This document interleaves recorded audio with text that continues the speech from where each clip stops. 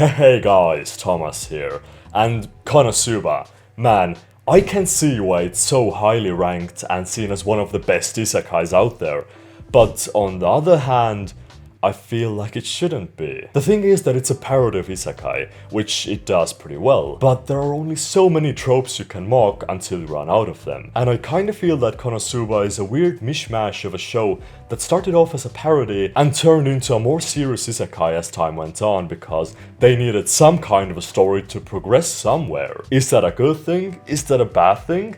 Let's find out. Up close like this, Isekai. they're pretty cute. So, the story starts off as expected.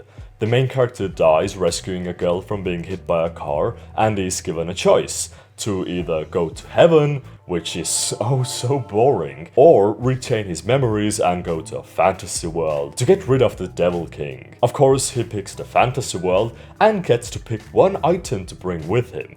And no, it's not a smartphone because he's not rich. But it's also not something we'd expect. From the very first episode, it keeps diverting our expectations in hilarious ways. Even the death scene that we thought was heroic is played off as something really dumb, because instead of a fast-moving car hitting him and killing him, it was just a tractor. And he didn't even die from getting hit by it, but just had a heart attack from the shock. Even the thing that he picks isn't an item but the goddess herself because he's sick of her mocking him and just wants to pay her back. You can pick whatever you want with you to another world. Anything. What the fuck? Somebody help me! God damn, does the show look amazing though. Not necessarily lifelike, but crisp and cute. A lot of value is added to the comedic aspect by their movement alone, since it tremendously exaggerates their actions and gives it a feel that separates it from other anime. Kind of even like a cartoonish Looney Tunes vibe, with their movements being sticky and squishy and not being weighed down by, you know, reality. And that's also pretty necessary since most of the humor comes from slapstick. No way!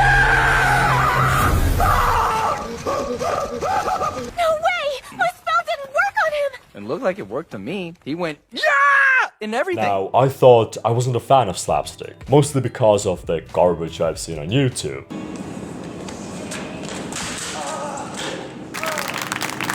Why did that get millions of views? But Konosuba proved me wrong by showing that there's a finesse behind it. It even made me do the impossible and exhale a bit through my nose during some of the jokes. Aside from the slapstick, another form of humor that they delve into is taking on isekai tropes. And some of the tropes that it takes on relate to the main character, who instead of having money, fame or power, has none of them. Though he does kinda have a harem, but they're all very toxic people, so he'd rather not stick his dick in crazy, which is commendable. So instead of going out questing and taking on the Devil King, he just does average jobs in the beginning to have a crappy roof over his head and earn some coins to, you know, put food on the table. Even Aqua, the goddess that he took with him, is pretty useless because her powers aren't that helpful in the world. Later on, he is joined by an almighty sorcerer, Megumin, who can blow up an entire castle, but she is also pretty useless because she can do it only once per day, and afterwards she kinda dies. I mean, well, she doesn't die, she just falls down and can't move a muscle. Kazuma doesn't even want her to be in his party, which is a whole side story on its own, but she manages to weasel in somehow. Don't leave me! I'll play whatever kinky games you want to play! And the final member of their party, Darkness, is the tank. And also a masochist. I can never use a woman as a shield.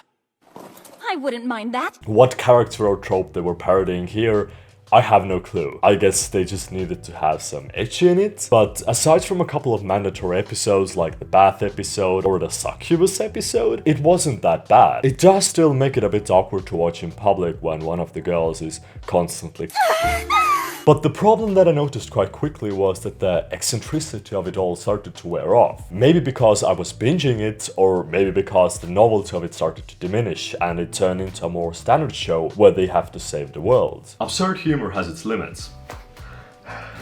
While one pie in the face might be funny, shoving two or more in is just repetitive. Like, I want to eat those later. And that's how I see the show. Nothing groundbreaking. Just some fun little romp between all the other serious medieval fantasy shows. It's okay. It's good, it's enjoyable. It's a 7 out of 10. Some of the jokes got old after a while, and the pacing of the story started to drag, but the nice visuals and the interesting character dynamics held it up. I even liked the second season more than the first, because it focused more on the regional stories instead of building up the character dynamic. And I honestly would recommend it to other people who are maybe a bit tired of isekai tropes and just want to have some fun. But that's all for this week. Don't forget to like and subscribe for more content. I got another isekai video coming up in a couple of days. Also, what did you think of Konosuba yourself? It was probably one of the first isekai to make fun of the tropes and stuff, but like story-wise, I just don't feel it's as hyped up as people lead on to believe. So I'm just curious what you think.